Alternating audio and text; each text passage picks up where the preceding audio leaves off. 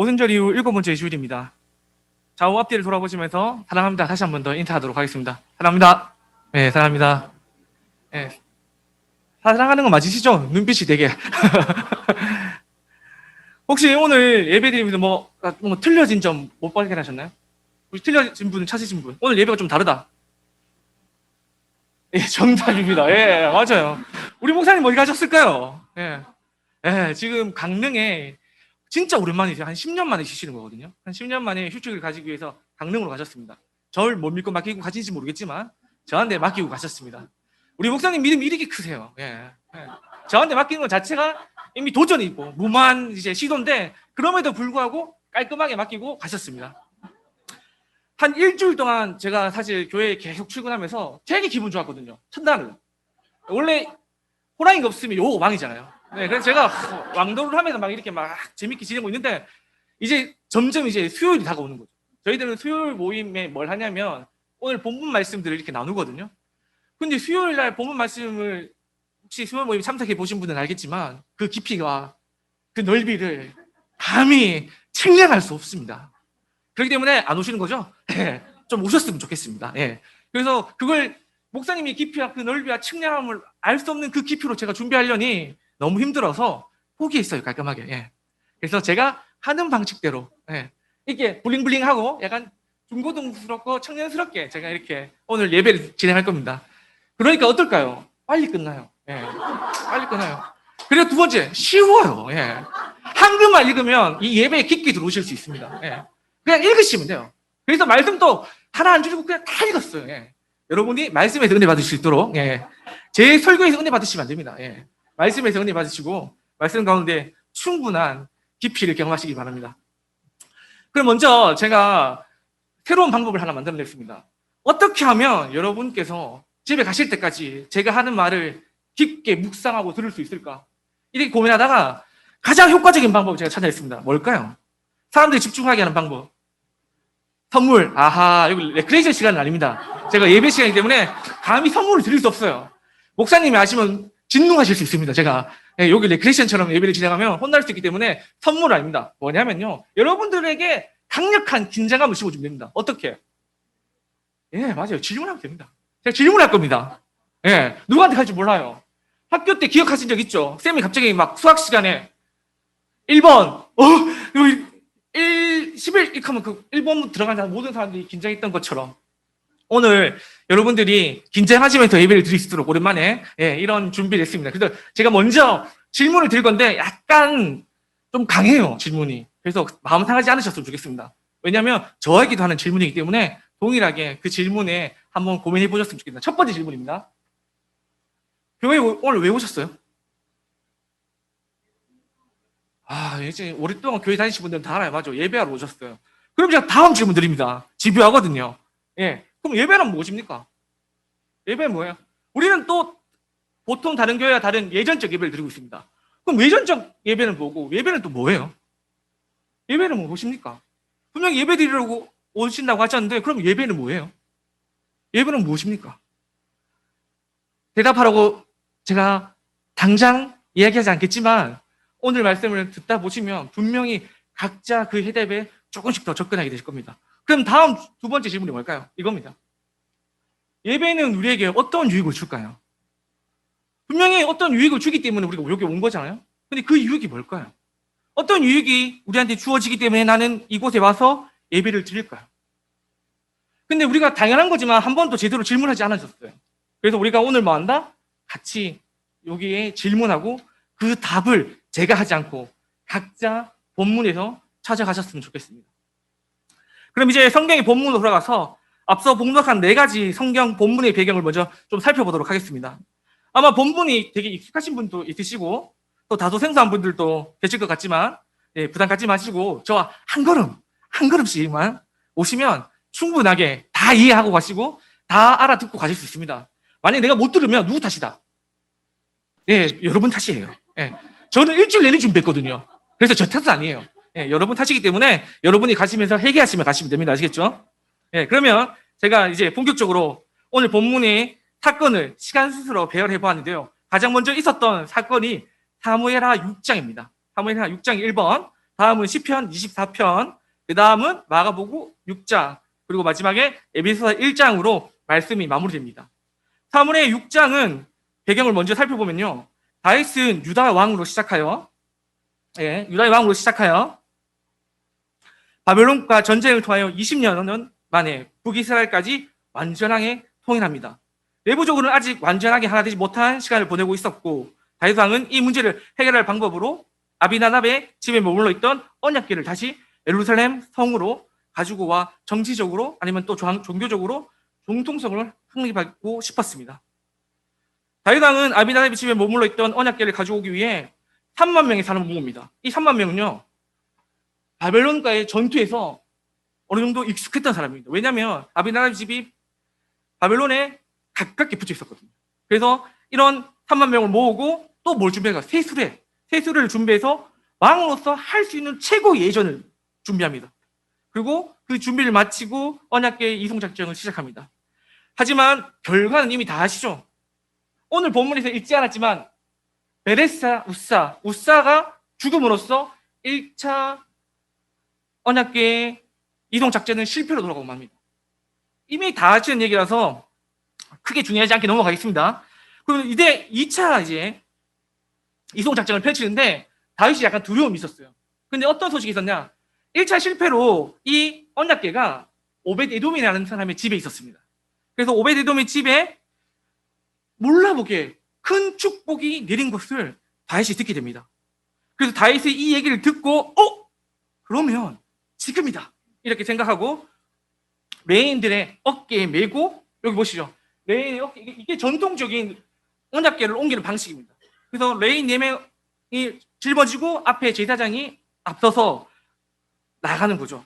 다윗도 똑같은 방법을 합니다. 레인들 어깨에 언약궤를 짊어지게 하고 6걸음 걷고 제사를 지내고, 에봇을 입은 다윗 왕은 앞에서 춤을 추며 언약궤의 행렬이 다윗에게 도착함으로써 2차 이송 작전이 성공하게 됩니다.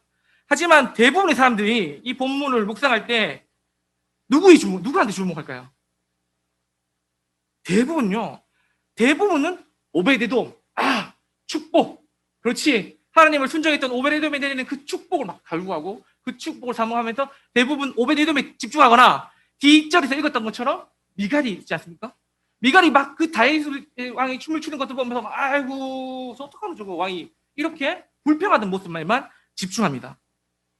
그런데 사실 우리가 집중해야 될 것은 뭐냐면, 이 모든 상황이 그 오베데돔의 축복받은 것과 미갈이 불평한 건 그냥 언약궤를 옮기는 과정 가운데 부수적인 일이었어요. 그게 핵심적인 이유가 아닙니다. 사실 오베데돔이 받은 은혜나 불평한 미갈은 정말 언약궤를 옮기는 과정 가운데 발생한 부수적인 사건에만 우리가 몰두하고 있기 때문에 원래 언약궤를 옮기는 그 과정이 되게 중요한데 그 과정과 그 형식에는 관심이 없어요. 그래서 우리는 그것에 은혜 받지만 과연 그러면 그 당시에 사무엘하의 주인공들은, 그 시대의 사람들은 과연 무엇에 집중하고 있었을까요? 그럼 그 당시에 사람들 이야기를 들어봐야 되겠죠. 그 당시에 이야기가 어디 있냐면 시편 4편에 있습니다. 우리가 오늘 읽었던 말씀 있죠? 시편 24편에. 자, 그러면 시편 24편은 언약궤를 다윗성으로 옮긴 사건을 기념하기 위한 찬양시입니다. 이 언약이 보시면 보시죠? 요 언약궤를 이스라엘을 옮겨서 이제 찬양하고 있는 예루살렘 설명을 보여주면서 이제 이것들을 기념하기 위해서, 6절을 기념하기 위해서 만들어진 겁니다. 제가 그러면 24편을 잠깐 설명해 드릴게요. 시편 24편은 총 1절에서 10절로 구성되어 있습니다. 크게 1절에서 2절, 3절에서 6절, 7절에서 10절, 이 세 부분으로 이제 크게 나눌 수 있는데, 1, 2절은 하나님이 누구신지를 찬양합니다. 3, 6절은 이스라엘 백성들에게 여호와의 산에 오를 자가 누구이며 그의 거룩한 곳에 설 자가 누구인지를 질문하고 대답합니다. 저희가 오늘 질문하고 대답한 것처럼요. 이렇게 왔다 갔다 하는 거죠. 그의 거룩한 곳에 설 자가 누구인지를 질문하고 대답하는데, 그건 누구일까요? 여호와의 산에 오르고 거룩한 곳에 설 자는 먼저 손이 깨끗하고 마음이 청결하며 뜻을 허탄한 데 두지 아니하며 거짓 맹세를 하지 아니하는 자의 모습으로 하나님 앞에 나아가야 됩니다. 우리는 하나님 앞에 나아갈 때 이런 모습으로 나아가야 됩니다. 그럼 우리가 예배 드릴 때 어떤 모습으로 나아갈까요? 오늘 시편 24편에서 말했던 것처럼 이런 마음으로 나가야 되는 겁니다. 그러면 우리가 사무엘하 6장을 옛날 시편 24편의 사람들은 뭐로 보고 있을까요? 예배로 보고 있었던 거예요. 언약궤를 옮기는 과정 가운데 일어난 부수적인 오베드 이돔의 이야기나 미갈의 얘기에 집중했던 우리에게 어떻게 얘기할까요? 이건 예배야. 언약궤가 하나님의 다윗성으로 들어가는 그 예배를 공식적으로 설명합니다. 그리고 공식적인 그 예배를 통해서 오늘 말하는 거죠. 너희들이 이 예배에 참석할 때 이렇게 나가야 돼. 이렇게 말하고 있는 겁니다. 그리고 7에서 10절을 통해서 우리가 예배하는 그분이 누구신지를 말하고 있습니다. 그분은 어떤 분일까요?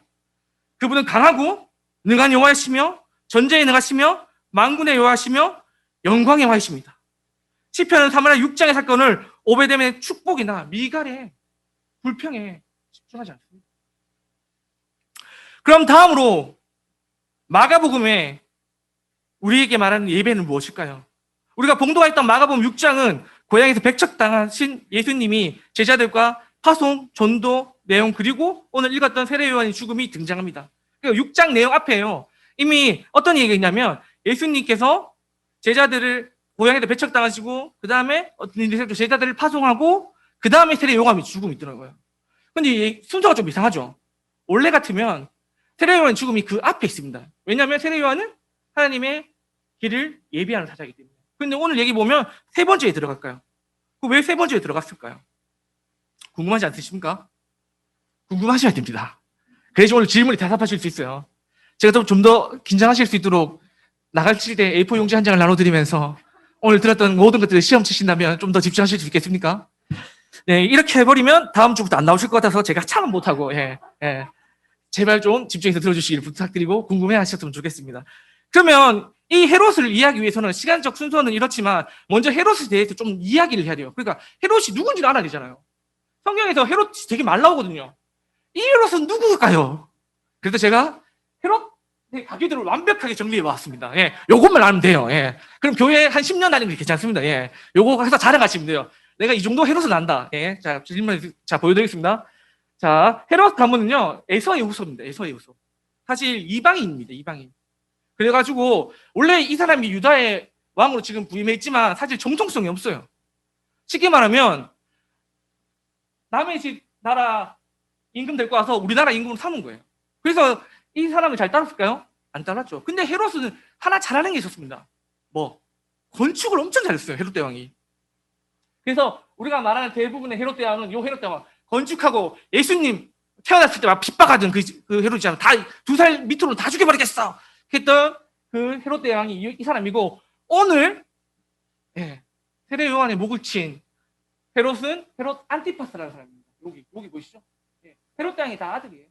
안티파스. 그 다음에 베드로를 신문했던 사람 누구다? 헤롯 아그리빠. 그럼 바울을 신문했던 사람 누구다? 헤롯 아그리빠 2세. 이렇게 하면 우리는 아는 헤롯 다 하신 거예요. 오늘 큰 거 가지고 가르쳐 주는 겁니다. 원래 잘 안 가르쳐 드리는데 내가 짧게 정리해 드리는 거예요. 뭐다? 요 사람 알면 성경의 헤롯은 다 정복하신 거예요. 첫째 대왕, 건축 잘했다. 두 번째 헤롯 안티파스, 세례 요한의 목을 쳤다. 오늘 본문의 주인공. 나머지 베드로를 신문했던 사람, 헤롯 아그리빠. 바울을 신문했던 사람, 헤롯 아그리빠 2세. 끝. 이름 똑같잖아요. 1세, 2세예요. 그래서 오늘 여러분들은 헤롯에 대해서 다 정리가 되신 겁니다. 그런데 문제는요, 헤롯은 예수님의 제자들이 보이는 이적과 기적으로 예수님의 이름이 막 드러났을 때 어떤 일이 생각하냐면 되게 민감하게 반응합니다. 헤롯은 예수님의 이름을 듣고 세례 요한이 살아난 것으로 보았어요.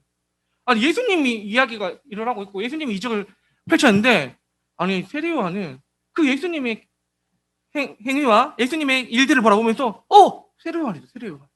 세례 요한이야. 근데 우리는 다 알고 있어요. 세례 요한이 어떻게 됐죠? 죽었잖아요. 이미 오래전에 자기가 스스로 목을 베게 만들었어요. 그런데 예수님을 바라보면서 어떻게 세례 요한이 떠올랐을까요? 헤롯의 말이 좀 막연하게 들리기도 하지만 어떤 식으로든지 부활에 관한 생각을 가지고 있었고 예수 그리스도를 부활한 세례 요한으로 보이게 할 만큼 예수님의 사역이 그만큼 파워풀했던 건 맞습니다. 그럼 또한 어떤 것들이 있을까요? 또한 세례 요한의 인상이 얼마나 강력했으면 죽었는데 자기가 분명히 죽였는데 헤롯이 다시 그것들을 떠올릴 만큼 상기시켰던 거죠. 분명히 지금 현재 있는 예수님을 봤습니다. 지금 우리는 예수님을 봤어요.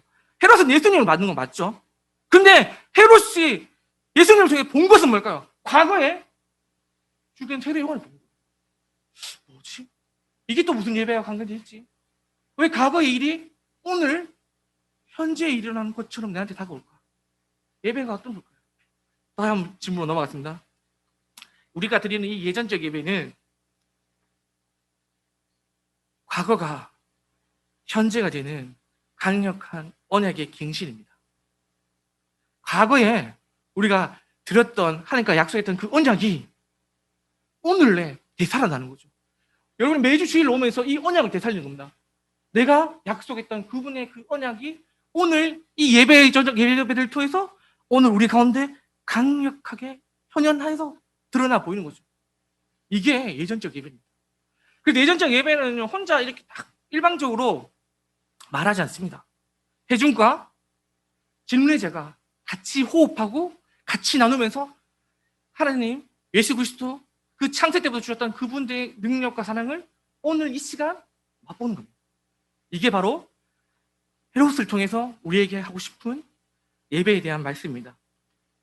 마지막으로 에베소서 1장은 우리에게 예배에 관하여 무엇을 말하고 있을까요? 우리 삶에 찾아오는 고통의 문제와 현실에 닥친 문 앞에 우리는 또 무엇을 기억해야 할까요? 그에 대한 대답이 에베소서 1장에 있습니다. 당시 에베소 교회는 그 당시에 되게 핫한 교회였어요. 핫한 교회. 왜 핫했을까요? 원래는 그 에베소가 어떤 역할을 했냐면요. 자, 에베소 교회가 해상과 육상 교통의 상업이 중심지였어요. 특히 아데미 여신을 섬겼습니다. 그래서 많은 사람들이 놀러 왔어요. 그리고 많은 사람이 우상을 섬기기 위해서 뭐 했을까요? 많은 돈을 냈어요. 그런데 문제가 발생합니다. 빠밤. 누가 등장할까요? 바울이 등장합니다. 바울이 등장해서 이 우상을 믿는 사람들한테 예수 그리스도를 전파합니다. 근데 문제죠. 그 당시에 문제가 발생한 게 뭐냐면, 아니 바울이 능력을 얼마나 발휘했는지 많은 사람이 막 돌아와 버려요. 나는 이제 우상 안 믿어. 이제 난 예수님 믿을 거야. 그러면서 많은 사람이 우상을 버리고 예수님께 돌아오니 어떤 문제가 발생했을까요? 원래 이 커넥션이 있지 않습니까? 원래 이 아데미 여신을 섬기면서 먹고 사는 사람들이 있었어요. 그 사람들은 어떻게 됐을까요? 굶게 되는 거죠. 누구 때문에? 바울 때문에. 열받는 거죠. 사람들이 많이 아데미 여신을 섬겨야지 뭐 할까요? 당연히 이 우상을 살 거잖아요. 그래서 아데미 여신을 만드는 은장색 사업자 우리 데메드리오의 고발로 바울이 어떻게 됐을까요? 에베소 교회에서 쫓겨나게 됩니다.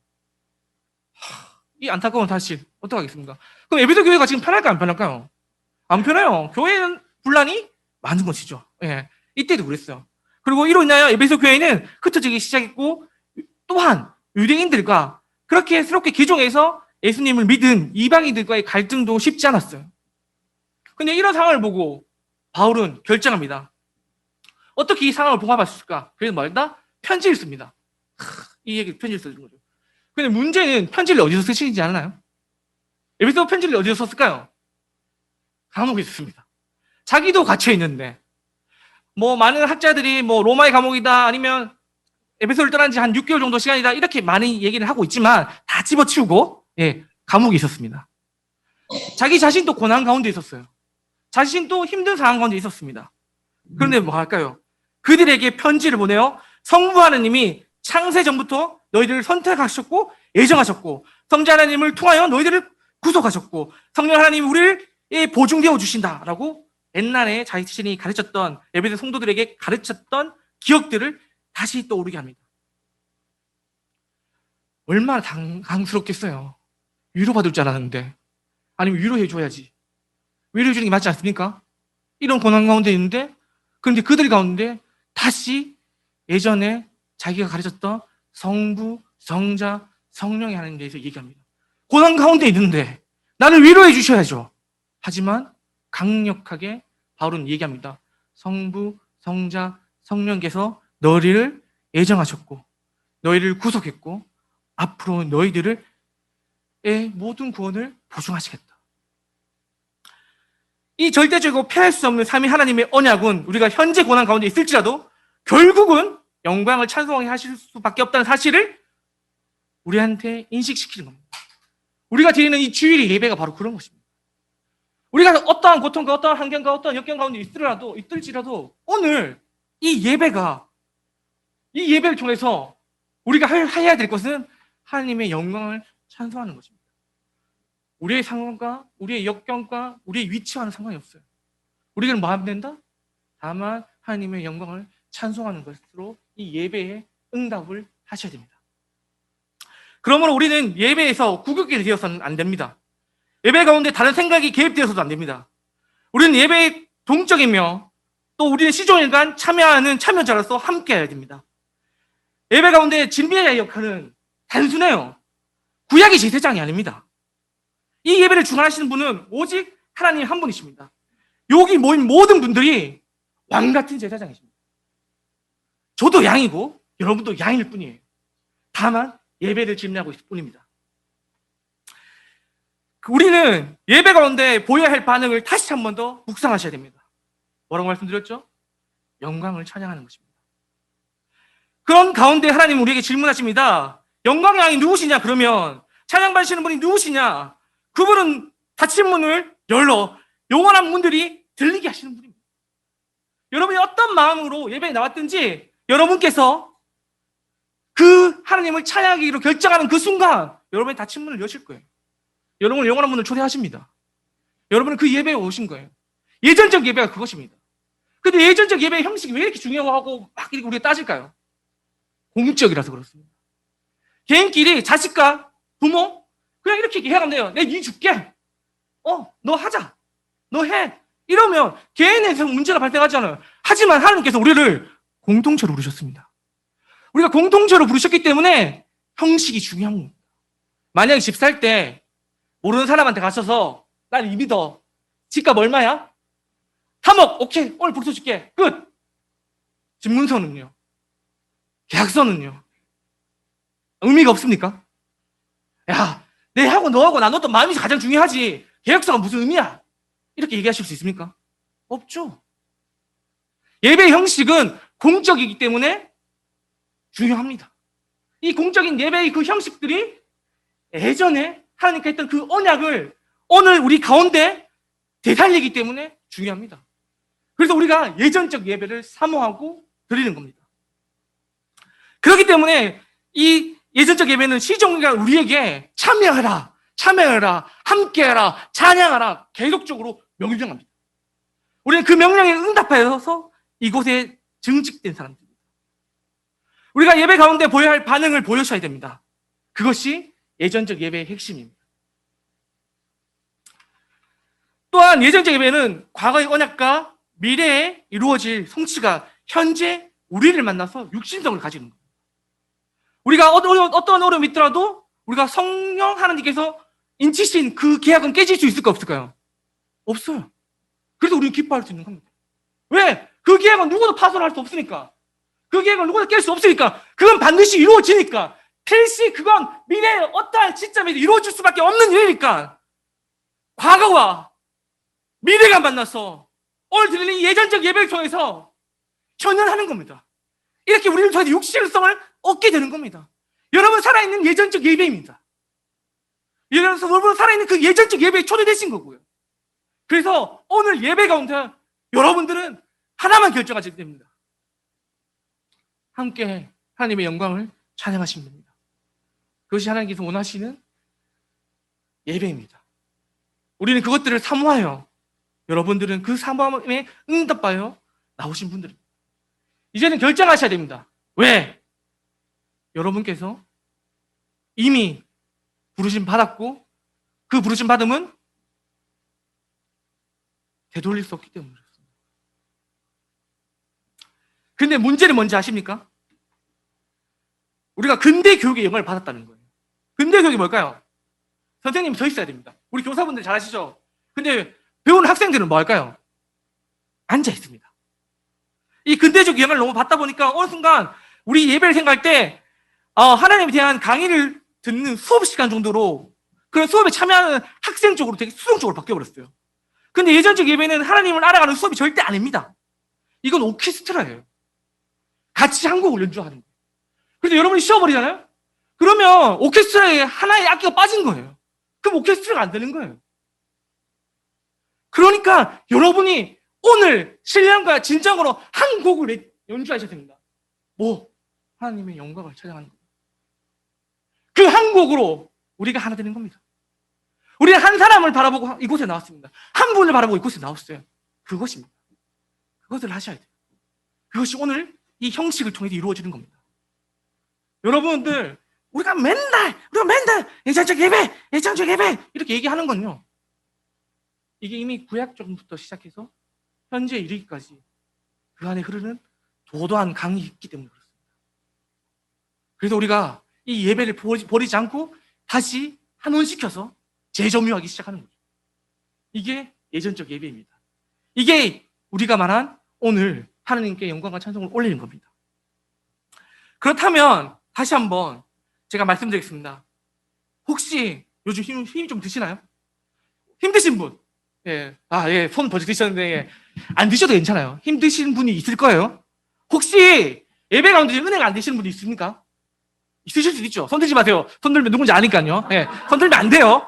손 들라는 말이 절대 아닙니다. 제게 말은 알겠죠? 손을 꼭 넣어놔세요. 흔적을 내지 마세요. 분명히 은혜 경험하지 못한 분도 있을 수 있어요. 그러면 오늘 나누었던 예배소서 말씀을 다시 한번 보셨으면 좋겠습니다.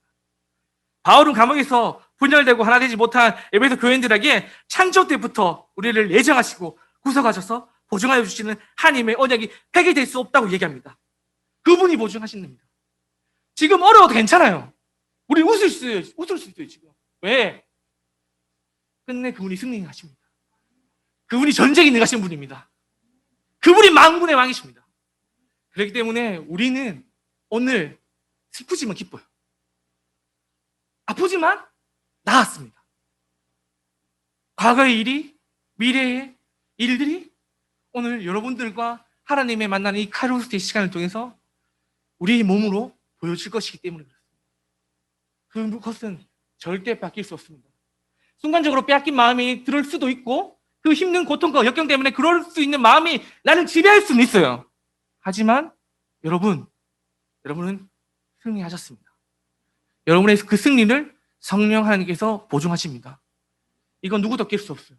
숱한 마귀도 깰 수도 없고 세상에 어떤 뛰어난 판관장과 왕들도 이것들을 깰 수가 없습니다.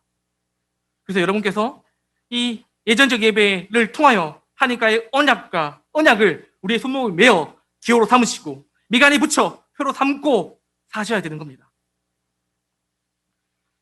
마지막으로 여러분들에게 한 가지 당부의 말씀만 드리고 오늘 메시지를 마치도록 하겠습니다. 기뻐하십시오. 기뻐하셔야 됩니다. 그리고 감사하십시오. 그 모든 범사에 감사하십시오. 그리고 이미 얻은 승리를 빼앗기지 마십시오. 모든 상황 가운데 그분의 영광을 찬송하시길 바라며 평생 예수 그리스도와 동행하기를 원하며 항상 기뻐하기를 축원드리며 오늘 메시지를 마치도록 하겠습니다.